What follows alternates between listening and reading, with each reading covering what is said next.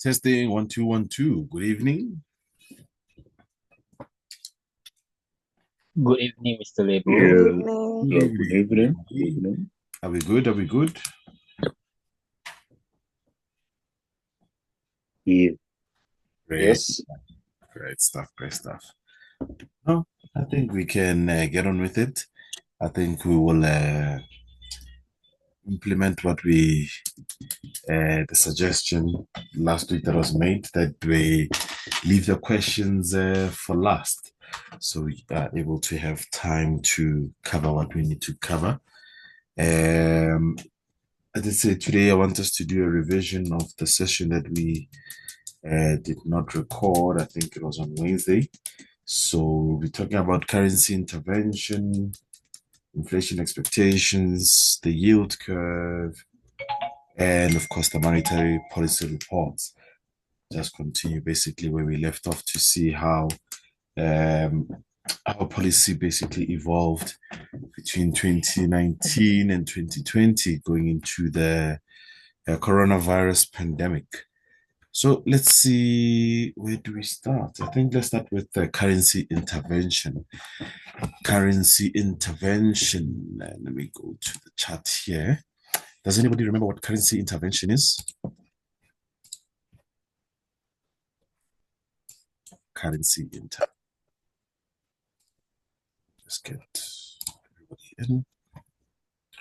Okay, while we still trying to remember what currency intervention is, here is an update on our CHF GPO trade. Do you remember this one? Mm. Yeah. You bought the It's on not 175. 175. What about 175? The you highlighted that level. Was it a support or a key price level or what? 175, as you can see, our trade plan here. You talk about this line here. 175. That's basically our entry. Almost at TP on this one. I take it nobody was in the trade, or nobody's in the trade. Right? I closed already, Mr. Lebo. I beg your pardon? I closed already. I was in the trade. Oh, you were in it and yes. you okay? No, that's not on the board. Not too much. Now let's go into this currency intervention. What is currency intervention? Does anybody remember? I have a short explanation that I wrote, but it's so vague. I said when the central banks intervenes, but I remember the example you made about when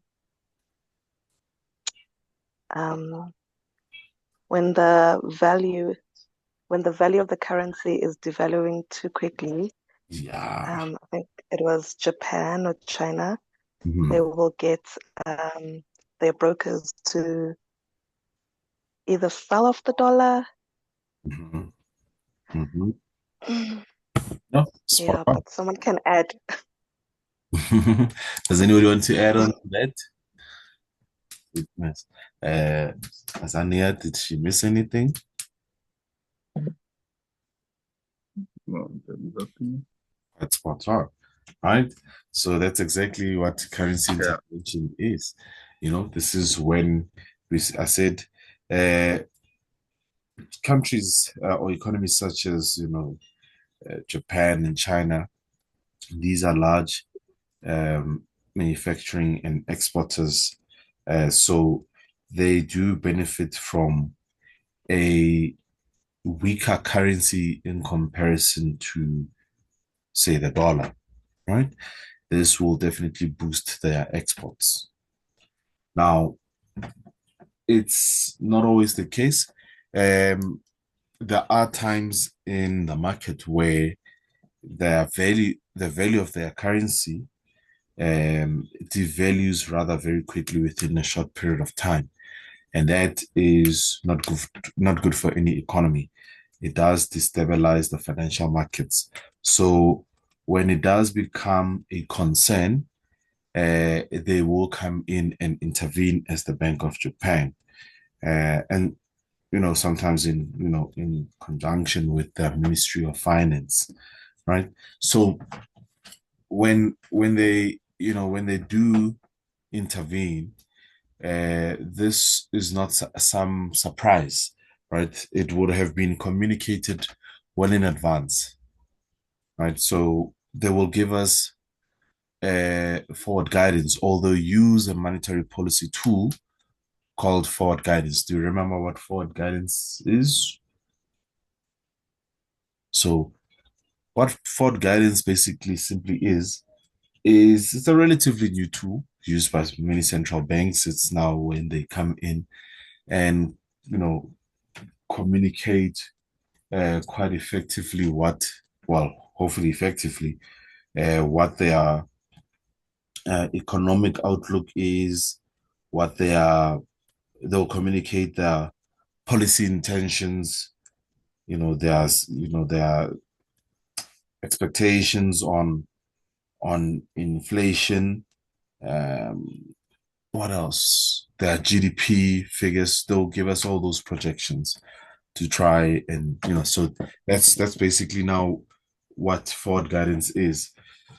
It would apply in this instance where the central bank comes in and and communicates their concerns about the devaluation of their currency, right? And usually they would throw out a some sort of a number to say if the dollar, or rather if the yen devalues to a certain point against the dollar, then they would have to really intervene. So usually the forward guidance is to communicate, their intentions, but they try and also try and try and affect the markets without changing their policy or actually using, coming into the market and actually intervening, right? So if once all of that is done, that forward guidance, the communication, that's when now the currency intervention itself will definitely kick in. And like I said, a level is usually thrown out to a price point. And once we get to that point, the market tends to be quite risk averse. It can go sideways for some time. Should it really get to that point, then this is where the intervention happens. This is where, the Bank of Japan will instruct all their traders that are spread across the world to say, okay, you need to sell X amount of dollars within a particular time frame. And that basically would have charts such as, let's say, USD JPY, GBP JPY, pretty much anything against the yen would drop, right? It tends to be quite a sharp price drop. And yes, it's not something, currency intervention is not a tool that can be used endlessly as well, right? It's for a very limited period of time.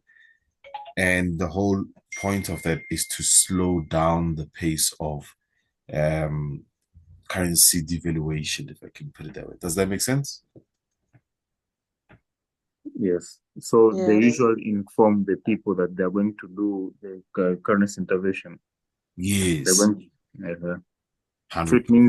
it means in the market you will know maybe this day, this time there will be maybe spike that currency intervention will appear maybe at a certain time, or maybe they'll just inform you, but you just keep in mind that maybe this week, or Yeah. do they give you exactly the day? No, they wouldn't give you a day and they wouldn't give you a time, right? But we have an idea based on their forward guidance that this particular price or where the market is in terms of price, let's say USD JPY, it's let's say when we get to 160, you will find members of the bank, giving you some sort of light on where exactly that forward guidance might take place at what price point, right? So say previously, I think it was 150 USD JPY, and everybody pretty much was looking at that price point. It's on that price point T. Let's see. 150, or was it 140? Around about 150 intervention may take place. Price point, everybody is, we're not really doubling down on buying that pair, right? But if anything, we want to have ourselves ready, right? Does that make sense? Sorry, maybe just repeat for a few seconds there. Not get your job. Come again? You said you said that there will be a currency intervention on 150. Yeah, At so price point 150. 100%, yeah. So they'll do it at different price points. If I remember, it has been done at 140, it has been done at 150, right? And I think recently it was 160, which was the peak that we've seen for the year, 160. This is definitely just to trade this move here. Let me just mark it out right here. He did come in. So you can see lower and eventually pushed a little higher before coming back down quite eventually. Yeah, I remember this one quite well actually, because it wasn't communicated that obviously that they're going to intervene, but we definitely did see all of a sudden there was a deterioration of this pair USD JPY, which basically then affected all yen pairs. So eventually we're gonna get to this price point again, 160, right? And when we do, or when we near that price point 160, this then becomes a psychological price point. There's that level has some sort of event tied to it. So when we do get there, we become risk averse naturally because we understand how the market has previously behaved at that particular price point, right? Even if you don't know what happened in the past for price to deteriorate at 160, just that's the beauty of this Danish trading. You've got a visual presentation of what has previously happened. So just on the technical side of things, you would be price point. But for, of course, announcements by the central banks, we understand what happened at that price point. Why did price deteriorate at that point? So we start paying close attention to any announcement that could possibly be made by the central bank with regards to 160 again, right? Sure, maybe this time around when we get to 160, it won't be such a concern for the Bank of Japan. Maybe we might not get any intervention at the price point 160. Maybe only when we get to, let's say, 170. 170 maybe. Come again? Maybe 170. Yes, maybe 170, right? We might start hearing the central bank, the Bank of Japan come in again and start, talking about how concerned they are about their currency's devaluation against the dollar, right? And so once we start hearing those announcements or comments rather by the Bank of Japan, then we really prepare ourselves for a possible sell USD/JPY. So when it happens, we understand very well why it's happening. Through the forward guidance. Through there? Through the forward guidance, Yes. we will know. Okay. 100% through that forward guidance. Where do we get that forward guidance?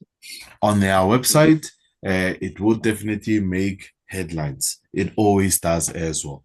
So on your trading economics, on the news side of things, you're going to see those headlines. This is definitely something that will always make headlines because currency intervention is not a tool that's used by a lot of central banks, honestly, right? But we have seen this tool basically being used by Japan much more often than other central banks, right? So it does definitely make headlines. And also, China as well, they definitely do. But theirs is quite below the radar. They don't really, China don't really play fair, if I can put it that way. They're not always forthcoming with information, right? And this is something that the US has got a problem with when it comes to China not playing by the rules, right? By following the rules of the game. And because of that, we've seen, of course, the trade war that was initiated by Trump a couple of years back when he was the president, right? So China, Japan, they tend to do currency intervention. So when they do make those announcements, once again, you would find them under news. It would make headlines. You would find them under any financial markets blogs. Definitely you would find that. Okay. Sports Factory, yeah. Alrighty. So that's currency intervention. Let's look into inflation expectations, right? Inflation expectations. Why are inflation expectations important to anyone? What are, perhaps, maybe let's say, what is inflation expectations? Inflation. I think it's just the rate at which, according to what you said, at which the businesses or the investors expect that the price will rise in the future. It is not the central banks, the consumers, maybe the investors. They are expecting that the inflation will rise in the future. 100%, right? This is definitely, or rather, let's say, inflation expectations definitely play, a crucial role in monetary policy decisions, rather, right? The Fed, takes this quite seriously. They gauge or monitor those expectations by businesses and households, right? So what it is, simply put, is the Fed, or any central bank for that matter, wants to understand how businesses and households view inflation, right? An example that we made previously, we said, if businesses believe that inflation will continue to rise, then inflation is likely to rise, right?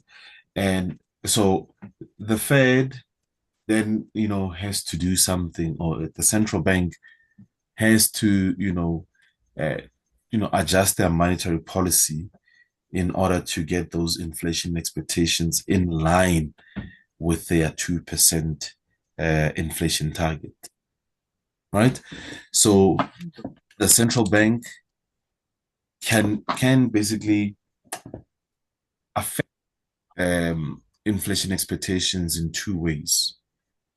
The one is they can hike interest rates until they can hike and keep interest rates high until those inflation expectations, drop in line with the central bank's target. Is that clear? Mm-hmm. Right? So that is one way. Another way of influencing these inflation expectations is yet again through forward guidance, right? Through forward guidance.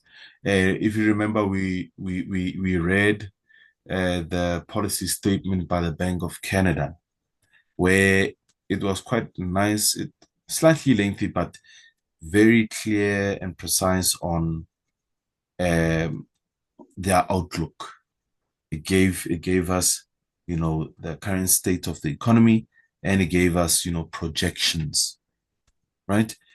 Giving us projections on GDP, employment figures, inflation, interest rates.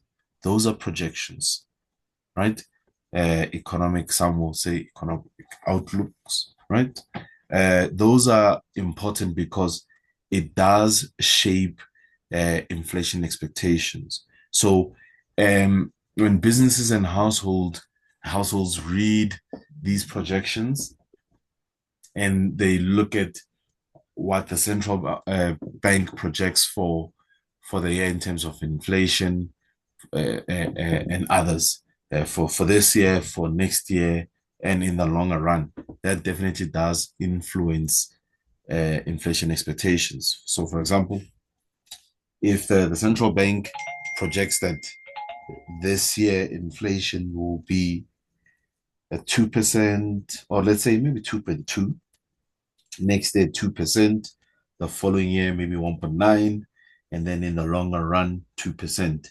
That definitely may have effect or influence inflation expectations. Now, if all of that doesn't work, of course, then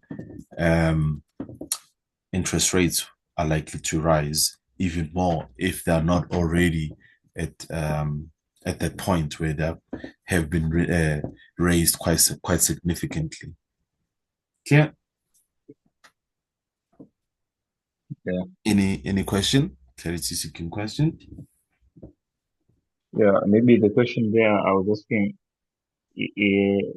do they appear like in the news release, maybe like, for as we understand that a certain day there will be in the maybe Fed's rate, or maybe a Bank of Japan rate in the forex factory. Do we get the expectation, inflation expectation news? Maybe in the maybe next week there will be inflation expectation, or maybe how do we get those numbers? Maybe those business people who will give their own rate maybe to 3%. Where are you going to get that information? Yeah, so inflation expectation is a scheduled event. We find inflation expectations under trading economics. If you click here, you are able to search inflation expectations and you'll see the latest. Let's do that, right? Inflation expectations. There we go. And so you are able to see when the next inflation expectation data comes out, right? Let me just move this out the way. There's just something blocking here. Let's try again.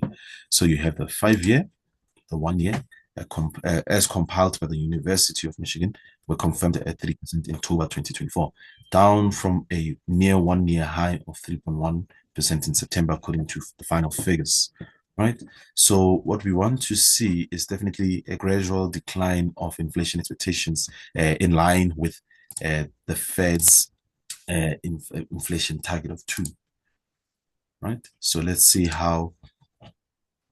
I think 5 years. Let's see, 3.2. This was 2020, 2023. So we have seen a decline and a little bit of a rebound early this year. Right? And now it went flat and it's starting to basically move in line again with those expectations. But you can see how high it started going, setting this upward trend from 2020. Right? I think, what was the peak? Yeah, the peak basically was that 3.2. And I think we understand why we started to see an upward trend in inflation expectations from 2022. If you recall, the monetary policy implemented in 2022, it then definitely makes sense. This is where a monetary policy was quite accommodative. This is where QE was being implemented, right? This was an extremely dovish monetary policy in response to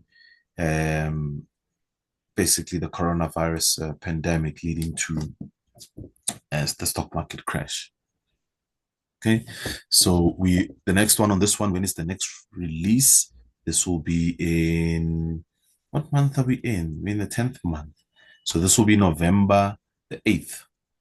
That is the next report. As you can see, previous 3%, that's what we're sitting on right now, and the focus is for it to remain stable at 3%. Right? Okay, so we then have the next one. Let me go back this way. I think it'll be easier. Maybe not.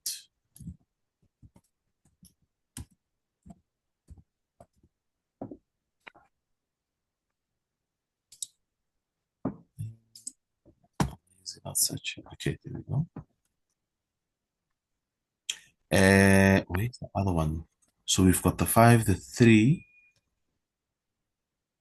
Oh, no, sorry, the 1. And then we've got the consumer. So here's the 1. So the other one is long term, which is 5 years. Then we have a shorter one, which is 1 year. The year ahead inflation expectations in the United States, as compiled again by the University of Michigan, were revised down to 2.7 in October from earlier estimates of 2.9, according to final figures. This matches the rate from the previous month and marks the lowest since December 2020. In the meantime, the 5-year outlook was confirmed at 3%. That's the one which was basically looked at, down from the near 1%, near high of 3.1%. So this one is quite in line or close to that 2% inflation target, right? The next report on this one is also on the same day, the 8th of November. They're also basically expecting it to come out unchanged, right, at 2%. Then the final one. So this data you're not going to find, unfortunately, on Forex Factory, right? And does it move markets? I haven't seen a major market impact on inflation expectation data, honestly, but it does shape our bias as well. Inflation expectation, where are you? Okay, what did I do? Maybe I didn't punch it in, right? Inflation. There we go. Consumer inflation expectations. US consumer inflation expectations for the year ahead were unchanged at 3%. In September 2024, year ahead commodity price expectations increased by 0.1. That's on the commodity price expectations increased by 0.1%.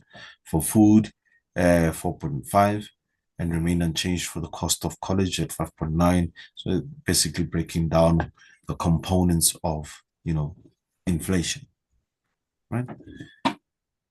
That has remained relatively flat in the last 4 months. Okay. If the Fed, is concerned about that, they would communicate it to us. If they feel that it is anchored at the wrong place, remember, there is also that, right? They want to anchor those inflation expectations as close as possible to the 2%. So if they feel that maybe 3 is not the one, then they might, give us more forward guidance or, tweak their monetary policy. Is that clear? Yes. Yeah. Righty. The third item that we have is the yield curve. Do you remember the yield curve? Let's use trading economics for that one. What is the yield curve? What do we compare? What do we compare when it comes to the yield curve? Are we comparing interest rates or are we comparing bonds here when it comes to the yield curve? Interest rate. Bonds, Bonds. right? That's how we get to the yield curve, bonds. So we compare the 2-year US02Y, the 2-year one, and we compare it with the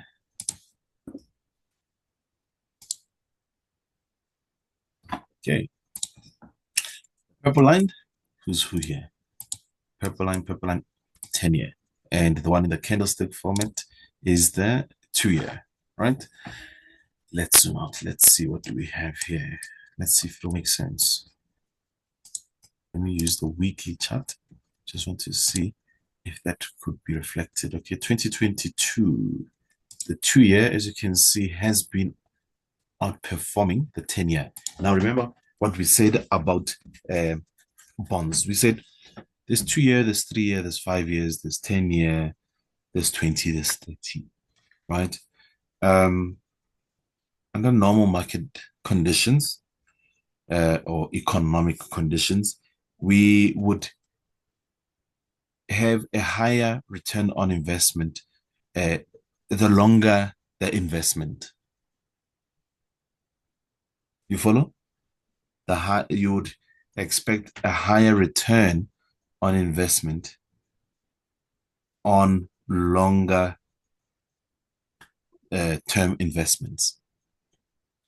For example, comparing the 2-year and the 10-year, if I'm going to invest in the bond market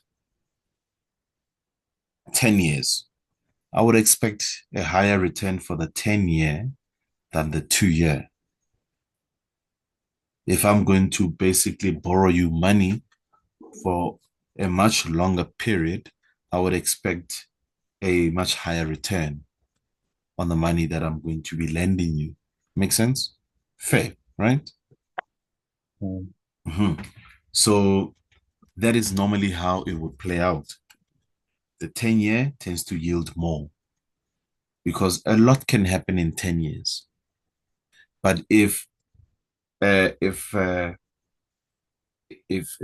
government policies and central banking policies inspire a lot of confidence, the economy seems stable, then I see very little risk in investing long term in those bonds, right? And I would get more. Now, when it is the opposite and there isn't much confidence in the economy, nobody wants to invest for that long. A lot can happen in 10 years, remember. And so demand supply, we find that investors, because these are auctioned, by the way, bonds are basically auctioned. So they will say, okay, they're scheduled as well. So they'll say, tomorrow we're going to be auctioning the 2-year and the 10-year bonds, right? We will first offer the 2-year at say 1%, right? And the 10-year at whatever. And so what you find is that the market basically says, no, we're not willing to buy the 10-year. It's not what we're looking for. Yes, they're going to be bought, but they wouldn't yield the highest returns. If anything, the market would say they're interested in the 2-year, but they want much more in return compared to the 10-year. Let me put it that way simply, right? And so you find that the return on investment for the 2-year becomes way more than the 10-year. And when we have that situation, and it's not so common, but when we do have that situation, that's what we call an inverted yield curve, right? It speaks volumes. It speaks about the confidence of investors and traders on a particular economy. So we would want more for a shorter period of time.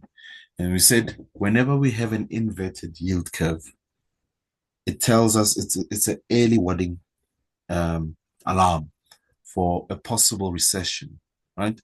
A yield curve as an indicator has always been quite spot on for all these years. It has always basically predicted a possible recession. Take place after 18 to 24 months. That's when that recession then starts to play out, right? So we went into the Fred here and we looked at the previous one, which was back in 2020. As you can see, this shaded look back just a little back into 2019. Let's adjust this. Where are you? 2019. Zoom into this. But if you see that zero level here, if we go below it, that's when we say we have an inverted yield curve. That's when basically the 2-year bonds, give out much more in terms of return compared to the 10-year. So that was briefly inverted back in 2019, and the recession happened in 2020. If you look at the previous times as well, let's stretch it out as far back as possible.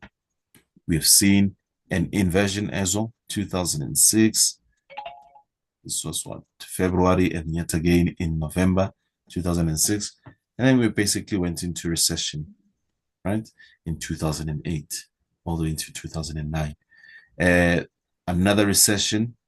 There we go. August, we got inverted. We got a recession yet again. So every time the yield curve inverts, we get a recession. So as you can see now, we are inverted yet again. So you saw here, it said 2022, where we start to see the 2-year. Is it 2022? Yeah, the 2-year starting to definitely beat returns of the 10-year. So you'll see the same thing here now, but this time around, this inversion has happened for a very long time, over 500 days. And the longer the inversion, usually, the more severe the recession. So the central bank of the US, the Fed, have been talking about a soft landing. Soft landing. We will achieve, a cooling of the economy without breaking it, keeping those interest rates high, without, tipping the economy into a recession. But at face value, everything seems relatively okay. Sure, last year, was it last year? Yes, last year, we did see, those banks, show some sort of stress, with some definitely collapsing, such as SVB, Silicon Valley Bank, followed by others.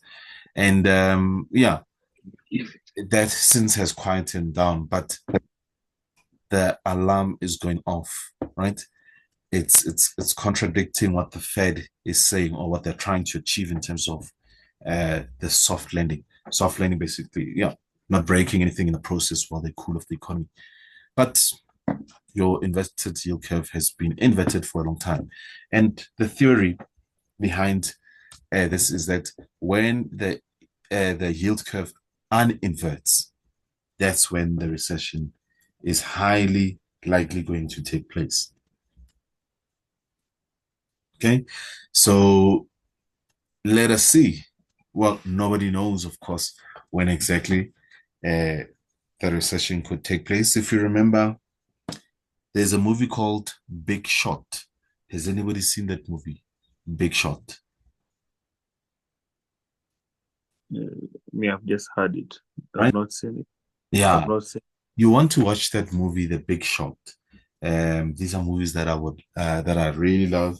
I've seen them a couple of times. These, movies like The Wolf of Wall Street, because it's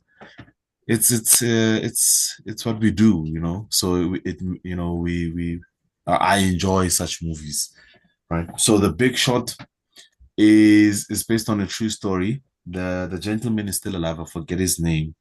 This is a guy who basically he's a hedge fund manager on Wall Street, and he wasn't running the biggest, hedge fund at that particular time, but the hedge fund nevertheless, managing a couple of millions. And what he had seen was this craziness of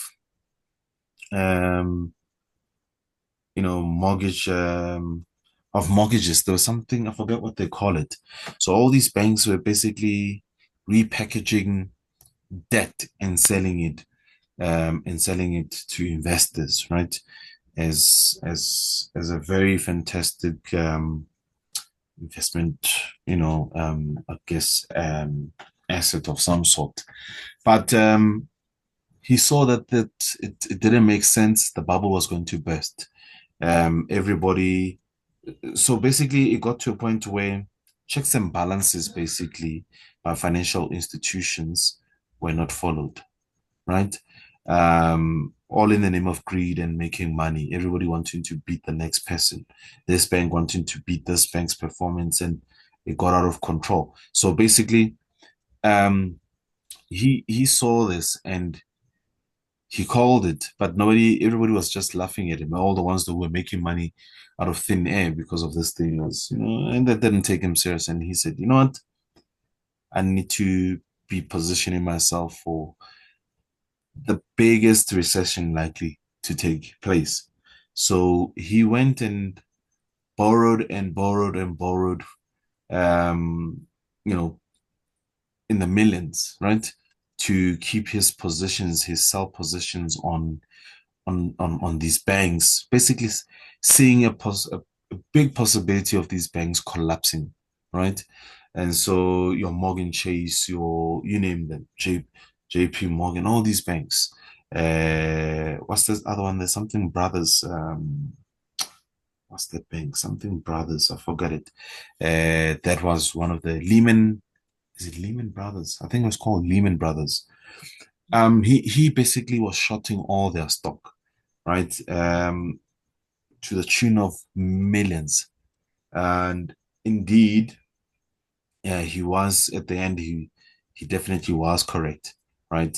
Uh, the markets did crash and the stock market collapsed. And he made a a big fortune out of that. Because and at the end of the day, when they were doing the investigations, they realized how careless all these banks were and just basically driven by greed because some of these because pretty much everybody who was applying for a home loan was getting it. It was it was just absolutely crazy out there. If you wanted a home loan, you would get it. The banks didn't really care. They wouldn't even do their checks and balances. There was an extreme case of when inspectors went out there to figure out who owns a particular house, they found that actually it was owned by a dog. It was owned by a dog. That's how crazy it was, right? They found the dog with a name tag, and that's what it was, Michael so and so.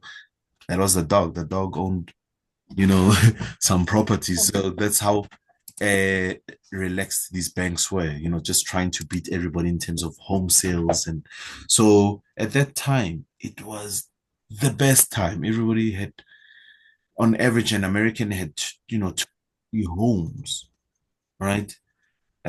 Which is totally different from what it is today. A lot of Americans can't afford their own homes, can't afford those rents. It's extremely bad, right? Yeah. So the big shot was probably once everybody also, I think pretty much everybody was also looking at the same, indicator as well, showing the possibility of a recession, right? I think if anything, this gentleman, he knew exactly where that recession would, how it would come about. Let me put it that way. So, yeah, we can speculate, I guess, as much as we want in terms of the next recession. It is likely going to happen when it's hard to say, but my suspicion is that it's going to be the banks again, not necessarily because of home loans, no, but uh, you know, mostly from small regional banks, and it's gonna likely have a domino effect because we have seen we've gone through those credit card delinquency rates. We have gone through personal savings rates, so we can see that um, households can't afford to service their debt. And who does it affect most is definitely those banks that have issued out those credits, right? So this is basically your yield curve. Now, this yield curve, like I said, has been inverted for over 500 days, and it has only happened only 3 times in the entire history of financial markets, right? And when we do have such a situation, when the recession does play out, we tend to see a 50% collapse in price when it comes to the stock market. Clear? Right? So we've seen it back in 2008 when it was inverted by over 500 days, 1929 and 1974. And all that time we saw a drawdown of more than 50% on the stock market, right? So you don't want you to, when that time unfolds, you want to take advantage of it because you would be prepared. You wouldn't be wondering, why is gold going this direction? Why is the stock market going down? Should I continue to sell? Should I buy? No, you just sell. Sell the stock market, sell it, right? You just sell. Simple as that. Let's move on. So this is the yield curve. Lastly, I want us to then talk about or look into that monetary policy report by the Fed and see how the year of 2019 to 20, right? Let's do that. Okay, is this 2019? 2019. So can everybody recall where we ended off and how was this monetary policy playing out in 2019? I think they continue to cut interest rate until 1.25, something like that, if I remember. I think you're quite right. So Yeah. initially, where did we start off? How high were the interest rates at the start of the year? 2.5. 2.5, right? 2.5. So they did cut interest rates. What was the reason for doing so? What were they trying to achieve? What were they trying to address?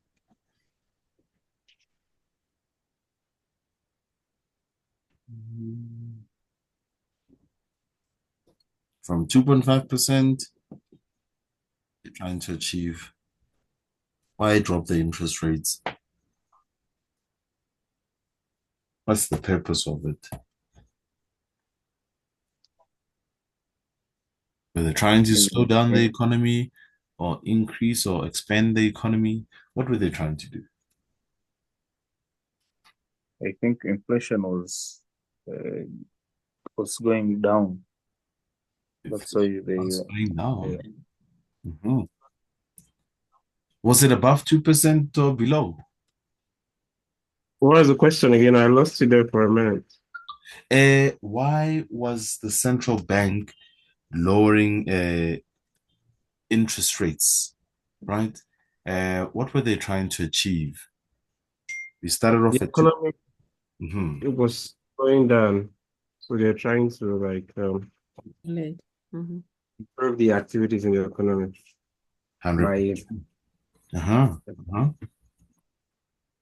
Sorry, can you say that again?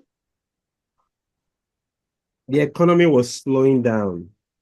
So by reducing interest rate, they kind of encourage the more like pumping money into the economy to boost activities in the economy. Exactly. Okay. Right. So they were lowering interest rates to boost, economic activity, to increase demand for goods and services, right? And to get that economy expanding again. Remember, we said inflation is an economic indicator. It can show us. Yes. When I said inflation was also falling, am I completely wrong? No, you're correct. Inflation was falling. It was below their 2% target. Oh, So you're spot on, right? Inflation was below their 2% target. We did see that, they kept on mentioning that, the labor force was relatively stable, but fixed business investments were on the decline, right?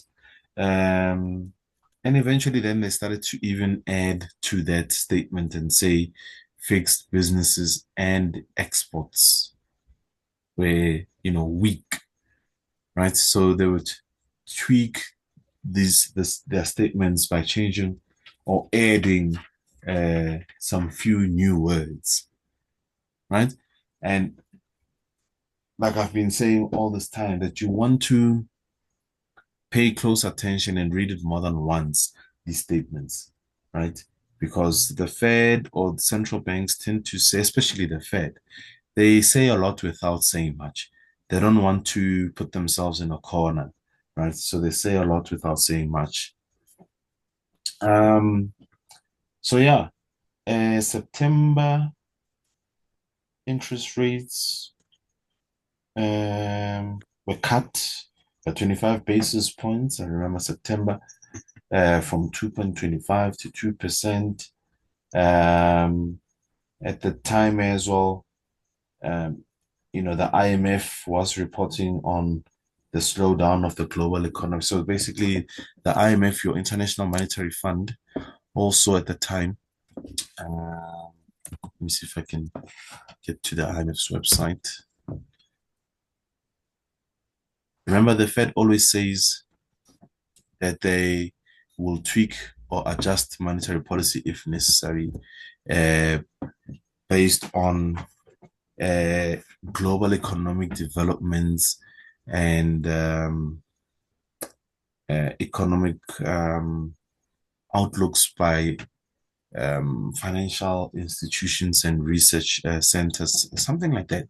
We'll go through one of those reports. So the IMF is also rather important to them. IMF, where are you? Okay, let me just do this. It'll take me there. Simple International Monetary Fund. Here we go.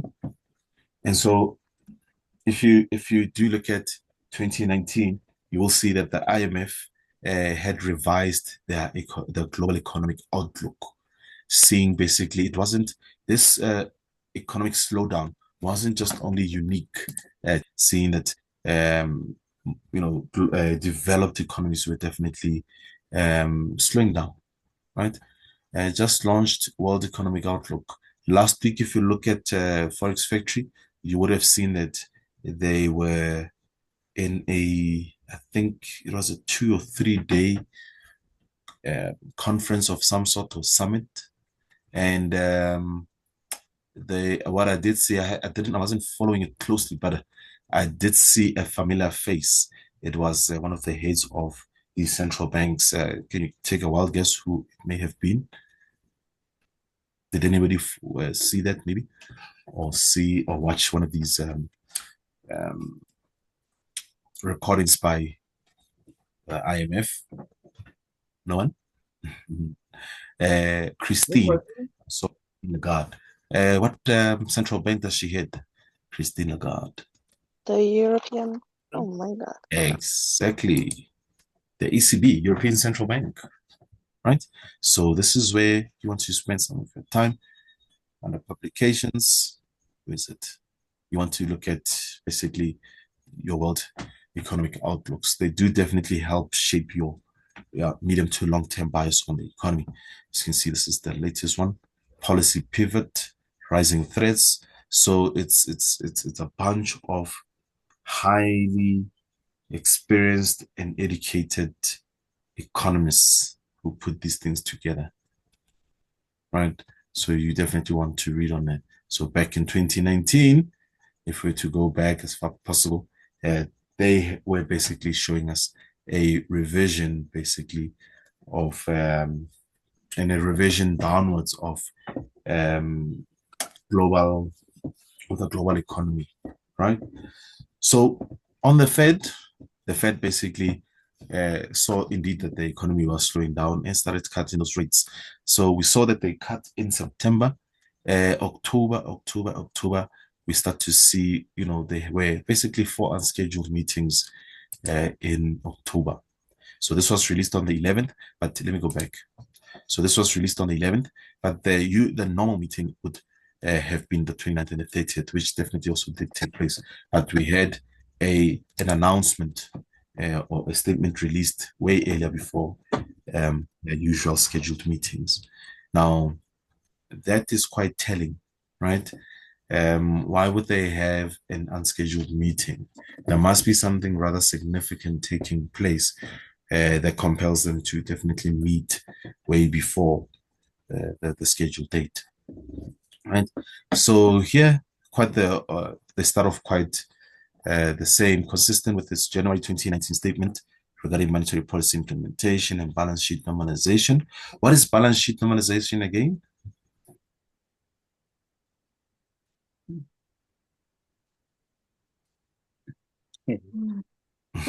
Tapering. No. While you are there, let's get somebody to explain what tapering is. What is tapering? Make sure we are all on the same The page. slowing down. Slowing down. The slowing down of what? Buying of bonds and treasuries. 100%.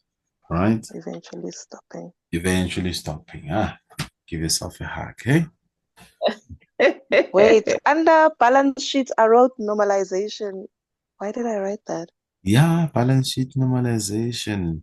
What is that now? Right? What is balance sheet? Tapering is buying of bonds. And what? No, tapering is the slowing down of bond purchasing, right?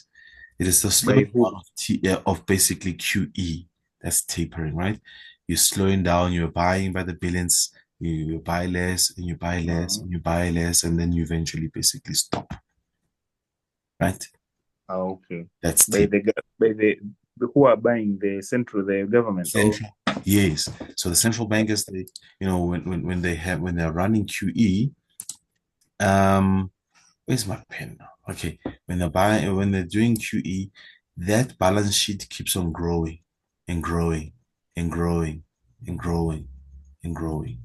Tapering is that they start slowing down the buying. They're buying, yes, sure, they're buying, but they're not buying by that much anymore. Eventually, they stop, and then it becomes just flat because they're not buying, right? So the balance sheet then goes sideways. So balance sheet normalization is when all these bonds that they've been buying, when they mature, right? Remember we said we've got 2-year, 10-year, whatever. When those mature after the stipulated time period, they would normally reinvest, right? If the economy still needs assistance. But if the economy is stable, then they will do balance sheet normalization. In other words, when they mature, they no longer roll them over, they roll them off the balance sheet. They roll them off the balance sheet.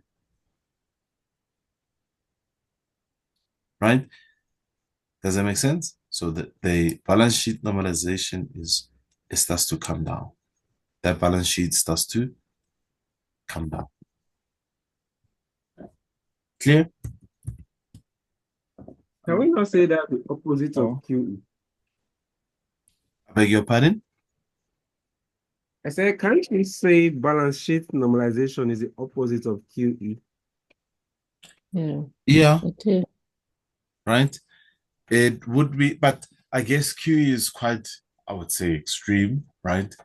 It is, they're not necessarily selling off in most cases, right? When it comes to balance sheet normalization, they're just they would let off, but yeah, I guess, for the sake of understanding, you can say so. Let me not confuse you. For the sake of understanding, you can say it is the opposite of QE. Even though it's not at the same degree, but yes, right? Because QE, we're pumping this balance sheet, it's growing. Normalization, it starts to shrink. So yeah, Burning it. So yeah, fantastic.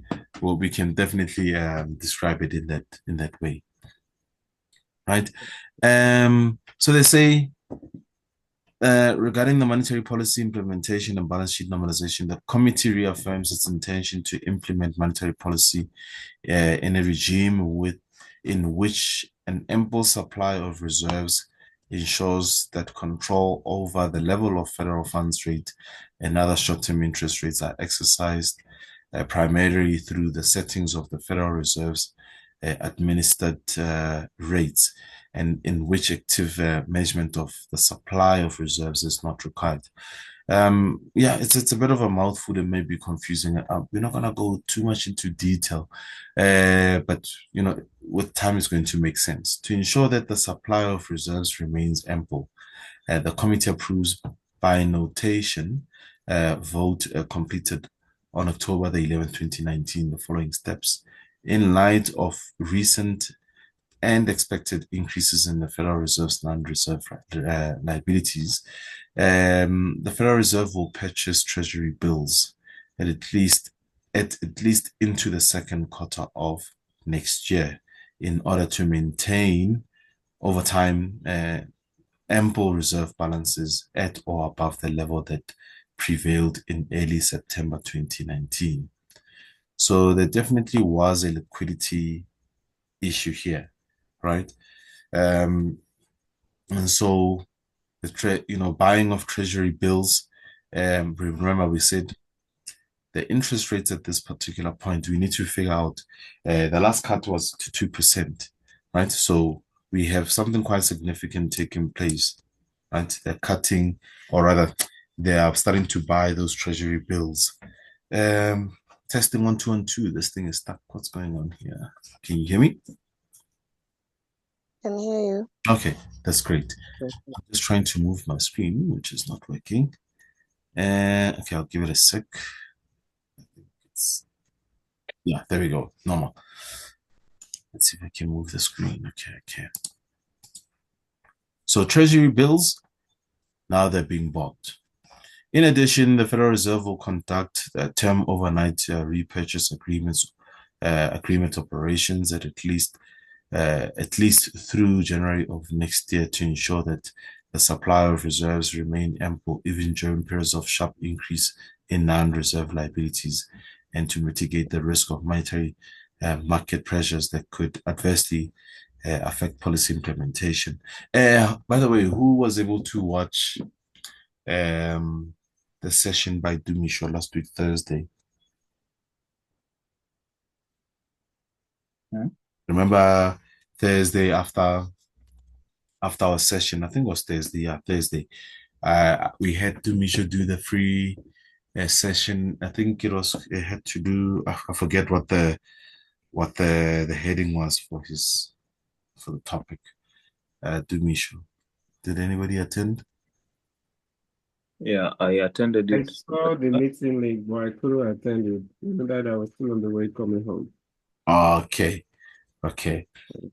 So, I'm asking this because, overnight repurchase agreements basically we're talking about the repo rate, right? And that's something that he briefly mentioned for those who were watching. But I think I won't go too deep into this one. I'll put a 2-pager PDF for you, which will explain it quite straightforward, right? Yeah, so let me not go or delve too deep into that one. But yeah, for those who saw him in his sunglasses, yeah, the things I'm dealing with. Yes, He termed it a new monetary policy, new monetary paradigm shift. Yeah. I beg your pardon? Now I'm talking about the topic of the Zoom. Yes. New monetary paradigm shift. Yes. And he spoke about how AI is affecting basically the economy, right? Yeah, I just the things that I'm dealing with, but the topic for another day with this. I think for those maybe 1 or 2 people would know why he was wearing sunglasses in the middle of the night. Yeah, but Um, there are some statements I did not understand him. He was going too deep. yeah, no, Okay. he's extremely good. Um, and that's why I roped him in. But how can I put it? Dealing with human beings can be challenging. Personalities. I don't know. Maybe I should attend a course on that. How to handle human capital. Yeah, but a topic for another day. Not because I just cannot deal with too many personalities. Yeah, I fire easily. Yeah, anyway.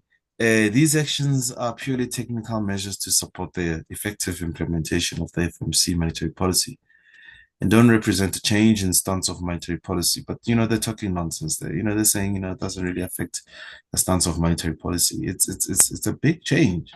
We definitely have moved from being neutral to definitely dovish. The committee will continue to monitor money market developments as it assesses the level of reserves most consistent with efficient and effective policy implementation. The committee stands ready to adjust the details of these plans as necessary to foster efficient and effective implementation of monetary policy. In connection with these plans, the FOMC voted unanimously to authorize direct the Federal Reserve Bank of New York until instructed otherwise to execute transactions in an open market in accordance with the following domestic policy directives. Effective from October the 15th, 2019, the FOMC directs the desk to undertake open market operations. Remember that monetary policy 2, there it is now. Mention it as necessary to maintain the federal funds rate in a target range of 1.75% to 2%. In light of recent unexpected increases in the federal, okay, we've already seen that earlier. So the main thing here, the big takeaway here is that they've just implemented yet another monetary policy tool. They've been using just one, which is interest rates, to affect, economic, or to bring about economic expansion. And clearly that wasn't enough. So they're running another monetary policy tool concurrently, which is open market operations. So essentially they're buying those treasury bonds by quite a bit, right? And here they say basically they're talking about 30 billion per day. So this was basically a liquidity injection, but it wasn't QE, right? This is not QE, right? Let us see. The committee directs the desk to continue rolling over at auction all principal payments from the Federal Reserve's holding of Treasury securities and continue reinvesting all principal payments from the Federal Reserve holdings of agency debt and agency mortgage-backed securities received during each calendar month. So, agency mortgage-backed securities, these are a securitized debt, if I can put it that way, and it's offered only by a few banks. This is securitized. This is one of the safest form of investments, right? That banks can basically offer out there, right? It's got to do with mortgages, basically, what we would call bonds in South Africa, right? So it's just different terms that we would use, but I think a mortgage is quite a universal term, globally speaking. So they, just like in 2008 or leading up to 2008, this is what basically it's these mortgages that basically brought about the collapse, because everybody was a little too over their heads. They had more than one mortgage and they couldn't pay these things, and so basically collapsed. But we've got agency mortgage-backed securities. These are this it's it's mortgages, but you're buying this as an investment or as an investor, you're buying into these type of mortgages, these investments. Now, the whole idea is that, of course, um, this debt will be serviced, and basically households and businesses would pay their mortgages, right? But these ones are backed up by these agencies. So even if there was a default by businesses and households, your investment would be safe, right? So even if there was some sort of a collapse, this particular asset would, I think, if anything, the agencies would take, the loss and not you, right? I'm oversimplifying it as much as I can. So under such conditions, not only is the Fed buying treasury bonds, right? They are buying mortgage-backed securities, and sometimes they'll stretch it far as buying also corporate bonds as well, right? So as you can see, they make mention of reinvesting the principal payments, right? So as those bonds mature, they would basically reinvest. So it's totally different from what we read a couple of months ago in these reports, where there was policy what you call this balance sheet normalization, where we saw, looking at that balance sheet, where it was on a slow decline, and then all of a sudden it starts to pick up again. Thank you. Somebody did share that chart with us. That's the one I'm referring to, right? The principal payments from agency debt and agency-backed agency mortgage-backed securities up to 20 billion per month will continue to be reinvested in treasury securities to roughly match the maturity composition of treasury securities outstanding. It's a little deep, but at the end of the day, we are what they are doing here is rather very expansionary, right? They're pumping money into the economy, right? You pump money into the economy, your dollar goes down, stock markets goes up, gold goes up, right? Broadly speaking, this is what they were doing. But it was not yet QE, right? They were simply using a tool called open market operations. QE is when they now have exhausted the interest rate one. Interest rates are as low as they can be, which is 0.25 most of the time in the US. Now, once you get to that point, now they will, basically resort to QE. Is that clear? Any question? I think we can leave it here. Then tomorrow we'll look into 2020. How does that play out? And I want us then to also look at the beige book, right? Any questions? Bang on time. I think we are okay. Any questions from here or any questions general? I guess we can take general questions, maybe just for until let's say for 10 minutes. Yeah, let's take that just for 10 minutes if there are any questions. Okay. So maybe any trading plan that you have seen, maybe?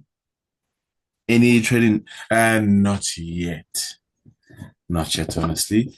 I did briefly look. I beg your pardon? So the market is so quiet. Yeah, today I haven't actually executed any trades at all. I was just basically getting some rest. I was on the road. Let's see. What do we have? My favorite. Where is it going? I don't think it's giving us It's a no man's land. definitive yet. It's going to no man's land I again. beg your pardon?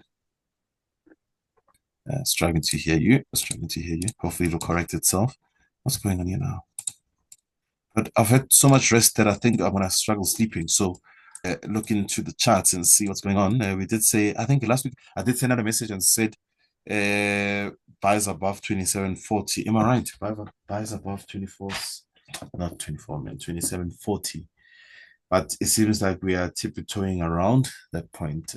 We are at 27.40 right now, but it's not clear where we're going. I think 27.40 was a level that I was looking at.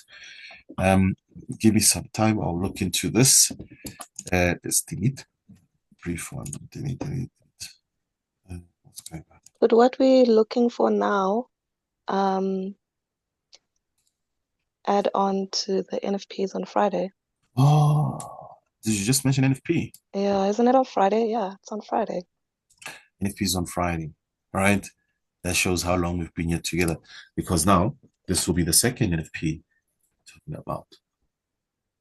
So if anything, you want to go back to those recordings because this is now where we look into that labor data. So this week is filled with labor data. Yeah, beginning from tomorrow. I think Charles job's opening tomorrow, right? Charles Yeah, job, jobs tomorrow. ADP the following day, and it goes on, right? So yeah, I think we will revisit, of course, the topic briefly on NFP and see if there are any opportunities to front run to definitely an improvement in the labor numbers. Will we see that pattern continue? It's all in the data, right? It's all in that labor data leading up to that. We will see how it plays out quite closely and see how or what is the likely outcome on that one. But so far, gold, yeah, still relatively bullish. But like I said last week, a proper close above 27.40, I think, would give us, a bit more confidence. We can't ignore that, definitely. Let's mark it out. Let's try that again. So we've got this area of interest here. Let us see which direction are we going. 27.16 for me. It's a level that is it 27.16? Yeah, 27.16. Where are you? 27.16. I remember looking at 27.60. Yeah, 27.16. 27.16. Yeah, I remember that. You see, so it's 27.16, give or take. I think if we close below 27.16, it's quite clear where we're going with this thing. Then we need to go and test 2700, which we haven't done. Right, 2700, then bulls. 2700, where are you? 27, okay. It's up there. Let's put it here, 20. Yeah, 20. I said 26.96.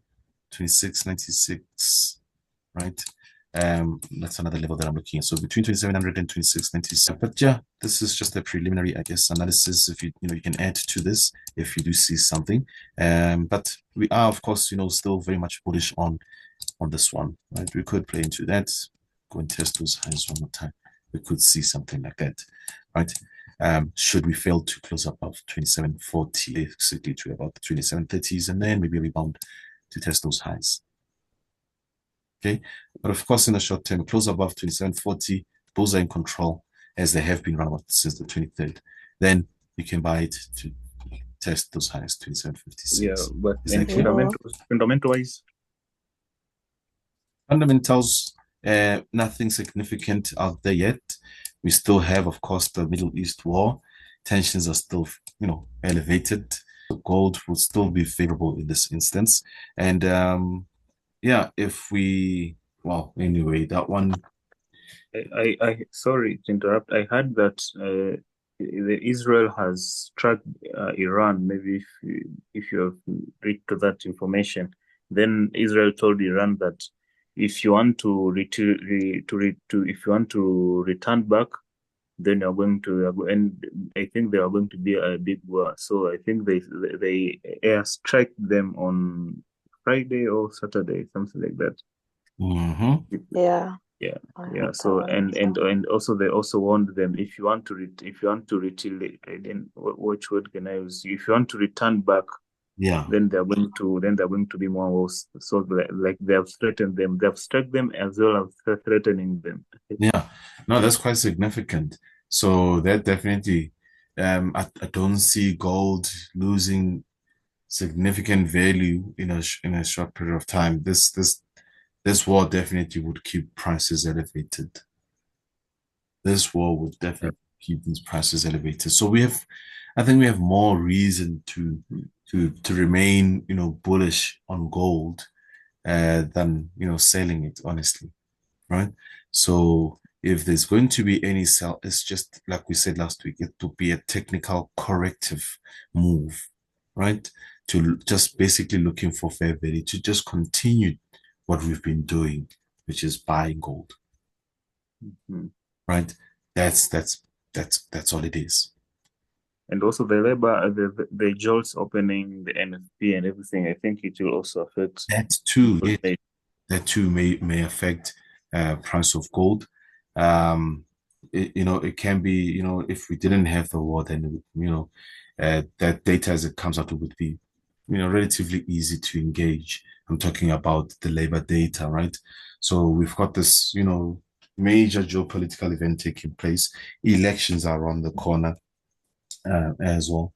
But it's always hypotheticals that we speak, So labor jobs opening. Let us quickly close off with just looking at jobs opening and see how that is likely to play out.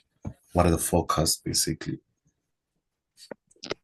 And that is the 29th of jobs opening. We've got consumer confidence, fine. 98.7 is seeing an increase in that one. If it does come up that way, positive jobs opening. So the previous was 8.4 million jobs. We're seeing a shrink now, right? To 7.9.2. So should we get that shrink, that's negative for the dollar, right? If it's negative for the dollar, we sell the dollar, and what happens to gold? Gold would definitely rise, right? Gold would definitely rise. But now for you to be confident in engaging that data, what you want to see is definitely meeting that number, right? Or even getting an even lesser number. Let's say 7.91, right? So that is completely disappointing. It is less than the forecast and less than the previous number. So that's where you're going to see, a bit more direction on the dollar to the downside. It will be quite clear what you need to do. Sell the dollar, right? Now, Mr. Lebo, before you continue there, if maybe tomorrow, if maybe those numbers on the forecast come the same in the actual, look also in the consumer confidence. They're expecting it to be 99.2. Now, when this data are being released, don't you see it is a mixed? Because if maybe Yes. consumer confidence, yeah, how are you going to engage it now? Yeah, that's where, and if you look at that, it's coming out at the same time, so that you can find volatility, right? So, I mean, on one hand, we're expecting, consumer confidence to be quite up there, but I don't know why they would say it's gonna come out higher. If anything, I think maybe the consumer confidence should be coming a bit down, right? People don't really have money. People are spending less out there. But let's see, right? If that number definitely does come out as predicted or even higher, we're definitely going to have a volatile dollar. You rather sit on your hands and not do anything, right? Wait for at least 30 minutes to pass by, let the dust settle, and then engage the technical picture. What level has been respected, what level has been broken, and play it that way, right? But ideally, what we want to see is consumer confidence numbers either coming out negative, right? Negative. Exactly. Those numbers coming out negative. In other words, less than the prediction of 99.2, right? Let's say getting 99.0, right? It would still be Yeah. an increase, right? But it wouldn't have met the expectation. But the type of negative number I would want to engage is a number that is less than the previous. That is easy for me to engage. It is quite clear. It needs to be disappointing. So 98 is the previous, 98.7 is the previous number. So if you get, let's say 98.7 again or less, 98.6. So that definitely would be less than the prediction and less than the previous number. It's a definite sell. Coupled also with, a contraction in the jobs opening number, getting that 7.9 or even less, definite sell on the dollar. It is easy to engage it that way. Okay, Mr. Lebo, also can you get maybe a site or where, like in the Fed rate, there's also that CME group where people are saying that they're predicting the issue of rate cut. Yes. They're going to say that the central bank, they're going to cut 50 basis points. So it means you're going to know before. Can you also know before the actual of this, like this other news release, like the job openings? No. You can't. No, you can't. And with the CME, it's just a, what is that word, man? It's not definitive. It's not cast in stone. Accurate. Yeah, it's a survey, right? They're asking just all the smart money guys, the big boys. It's a survey, and that's why you'll see that number changes all the time, right? Based on the latest economic data or whatever economic factors out there. So I've seen it once or twice, not being accurate, where we thought the probability, it's a probability, right? Where we thought that the Fed is going to cut by 25, and then they cut by 75, shocking everybody, right? Not hitting at all. But honestly, it's very accurate in most cases. It's definitely accurate, right? So, but it's not a tool that we say it's bulletproof, it's accurate. No, unfortunately. And yeah, to answer you, there isn't as a website that could help you with anticipating that economic data release, unfortunately, right? There's a lot of opinion pieces, and there's a lot, FX Street. I love that website, FX Street. You may find a lot of opinion pieces on how the data may play out, the following day, and how the market may react to it. It's just opinion pieces, but very thought-provoking, some of them. It may highlight one or two factors that you may have not thought of or overlooked when you were doing your analysis. So do frequent that website, FX Street. Okay. Yeah, it is also a very good website. There are many people who are giving the hints about. I was following it, yeah. Yes. No, fantastic. You're definitely on the right track. Okay. Right? No, thank you. Thank you, guys. Let us meet tomorrow. Again, let us meet tomorrow again. I think I will confirm the time, but we usually stick to the same 6:30 p.m. South African time. All good? Okay. Yes. So you're saying the first few videos I beg your to pardon? get you're saying to review the first few videos just to Yes. get a guideline on how to navigate this coming week. Exactly, how to navigate the next upcoming what is it? NFP, NFP, right? yes. Okay. But I think we can dedicate 30 minutes just to go through it one more time tomorrow, right? Awesome. We've covered jobs opening, and usually, yeah. So let me not go on, because now we'll end up. But let's say tomorrow we'll give it 30 minutes just to do a review of labor data, just one more time, and then we'll Awesome. do the program. Okay. No, thank you very much, traders. I'll see you, bro. Thank you. Thanks. Okay, thank you. Thank Thank you. you. Thank you.